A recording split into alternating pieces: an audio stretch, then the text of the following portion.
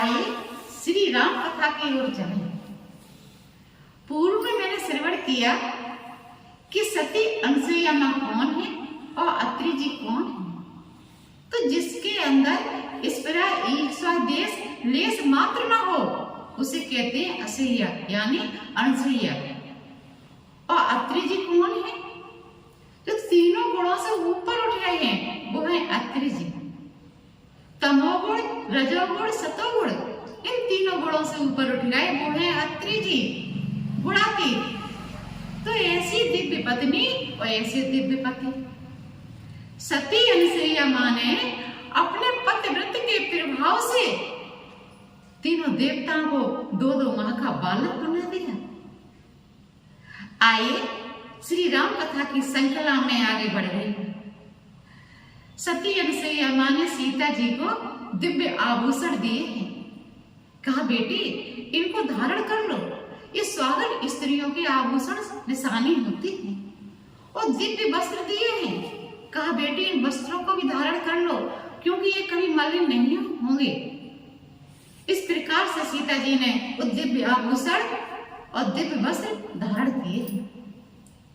सती अनसुईया मां ने कहा कि बेटी हम तो ऋषि पत्नी हैं, जलंधर दैत्य की पत्नी वृंदा इतनी उच्च कोटि की पतिव्रता कि उसने अपने पतिव्रत के प्रभाव से प्रभु को पाषाण का बना दिया।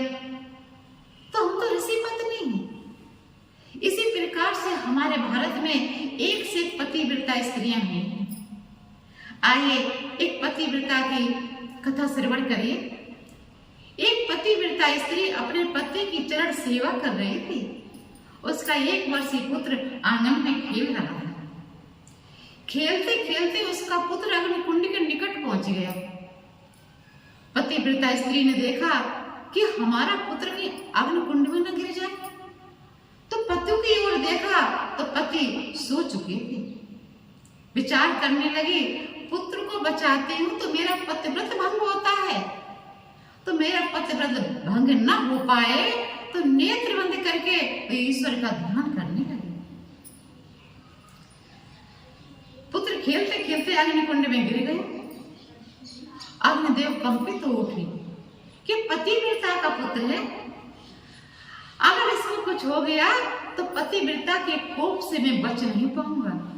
तो अग्निदेव शीतल हो गए। जब वो पतिव्रता स्त्री अपने पति की सेवा से निवृत्त हुई तो नेत्र खोल करके देखा कि उसका पुत्र अग्निकुंड में खेल रहा है और अग्निदेव शीतल है। तो यह पतिव्रता का प्रभाव। दूसरी पतिव्रता की कथा श्रवण करिए। एक महात्मा नगर के बाहर एक वृक्ष के नीचे बैठे साधना कर रहे थे। एक दिन चिड़िया आकर के उस वृक्ष के ऊपर बैठ गई और महात्मा के ऊपर विष्ठा कर गई। महात्मा ने क्रोध भरी दृष्टि से चिड़िया की ओर देखा। चिड़िया छटपटा करके नीचे गिरी और क्रोध अग्नि में जल करके भस्म हो गई। महात्मा विचार करने लगे कि हमारी साधना में इतनी शक्ति आ गई कि हमने चिड़िया की ओर क्रोध भरी दृष्टि से देखा क्या कि चिड़िया तो हमारी क्रोध भरी दृष्टि में जल करके भस्म हो गई। लेकिन यहाँ पर महात्मा को अब अवमान आ गया। महात्मा नगर में पहुंचे भिक्षा लेने के लिए। तो सबसे पहले पतिव्रता का घर पड़ता था। पतिव्रता के दरवाजे पर महात्मा ने भिक्षा की गुहार लगाई, मम भिक्षाम देहि। तो अंदर से कोई आवाज नहीं आई। दूसरी बार तेज स्वर में महात्मा ने आवाज लगाई, मम भिक्षाम देहि। तो अंदर से आवाज आई कि महाराज अभी खड़े रहिए, अभी इस समय में अपने पति की सेवा कर रहे थे।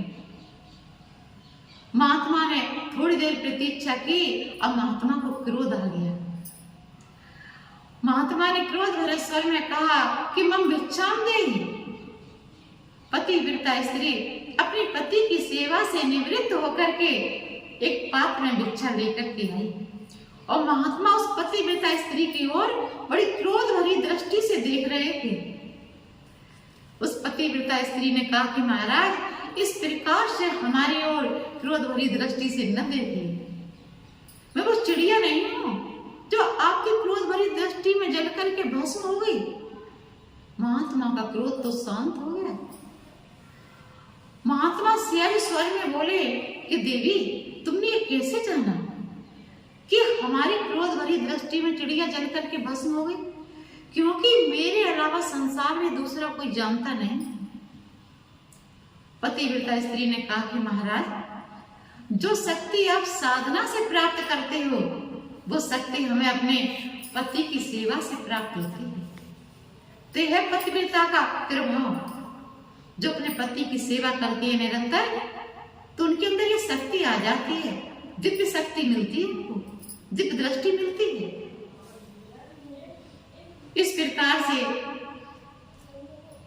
राम ने अत्रि जी से आगे चलने की आज्ञा मांगी है कि गुरुदेव, अब मुझको आगे चलना चाहिए। तो अत्रि जी ने कहा कि राम, अब मैं तुम्हें रोक भी नहीं सकता, क्योंकि तुम जिस उद्देश्य से वन में आए हो तो वो उद्देश्य पूरा करिए। प्रभु श्री राम अपनी भार्या जानकी जी अनुज लक्ष्मण जी के साथ चल दिए। आगे चले तो बृहद नाम का एक राक्षस मिला। प्रभु श्री राम ने बृहद का उद्धार किया और आगे चले तो सर्वंग जी मिले हैं। बीच मार्ग में सर्वंग जी अपने प्राणों को रोके बैठे हैं। सर्वंग जी को जब ये समाचार मिला कि मेरे प्रभु को वनवास हो गया, इस मार्ग से मेरे प्रभु निकलेंगे, तो सर्वंग जी अपने प्राणों को रोके बैठे हैं बीच मार्ग में। सर्वंग जी ने प्रभु की झांकी के खूब छक्कर के दर्शन किए और सर्वंग जी ने प्रभु के सामने योगा अग्नि में अपने प्राणों को होम दिया। आगे मेरे प्रभु चले, एक श्वेत रंग का पहाड़ दिखाई दिया। तो प्रभु श्री राम ने मुनियों से पूछा, ये श्वेत रंग का पहाड़ कैसा है?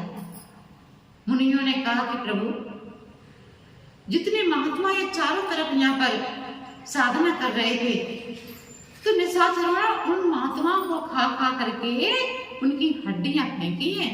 उन महात्माओं की हड्डियों का ये पहाड़ बन गया। प्रभु के हृदय में करुणा आ गई, नेत्रों में अश्रु आ गए।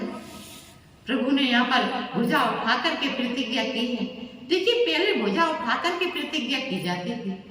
जनक महाराज ने भुजा उठा करके प्रतिज्ञा की थी कि जो इस पिनाक पर प्रतिज्ञा चढ़ा देगा उसी को मेरी बेटी वरण करेगी। इसी प्रकार से इन महात्माओं की हड्डियों का जो पहाड़ है, उस पहाड़ के सामने प्रभु श्री राम ने भुजा उठा करके प्रतिज्ञा की थी कि एक एक निशाचर को मैं ढूंढ ढूंढ करके, चुन चुन करके, निकाल निकाल करके मारूं। इस प्रकार से प्रभु ने यहाँ पर प्रतिज्ञा की और मेरे प्रभु आगे चले हैं। तो अगस्त बाबा के समर्पित से सुतीक्षण जी प्रभु का ध्यान कर रहे हैं, प्रभु का स्मरण कर रहे हैं। प्रभु ने सुतीक्षण जी के हृदय में अपनी झांकी पहले स्थापित कर दी। अगस्त बाबा की सुतीक्षण जी ने खूब सेवा की। सुतीक्षण जी की सेवा भाव से अगस्त बाबा प्रसन्न हो गए और अगस्त बाबा ने सुतीक्षण जी को जितनी ब्रह्म ज्ञान की विद्याएं थी, जो प्रभु की साधना करके उन विद्याओं को पाया था, वो सारी विद्याएं सुतीक्षण जी को श्रवण कराई। जब सुतीक्षण जी ब्रह्म ज्ञान की विद्याओं में पारंगत हो गए, तो चलते समय कहा अगस्त बाबा से कि गुरुदेव, आप दक्षिणा के रूप में मुझसे कुछ मांग लीजिए। तो अगस्त बाबा ने कहा कि हमने संपूर्ण ब्रह्म ज्ञान की विद्याओं का अध्ययन कराया है, अब तुम जाकर के दूसरे शिष्यों को ब्रह्म ज्ञान की विद्याओं को अध्ययन कराइए, यही हमारी दक्षिणा है। सुतीक्षण जी दुराग्रह करने लगे। सुतीक्षण जी ने कहा कि नहीं नहीं गुरुदेव, कुछ तो मांगिए। अगस्त बाबा को यहाँ पर विरोध आ गया। अगस्त बाबा ने कहा कि अरे मूर्ख, तू मुझे दक्षिणा देना चाहता है तो जिस ब्रह्म ज्ञान की विद्याओं को मैंने तुझे अध्ययन कराया है, उसी ब्रह्म को हमारे सामने ला करके खड़ा कर दे, यही हमारी दक्षिणा है।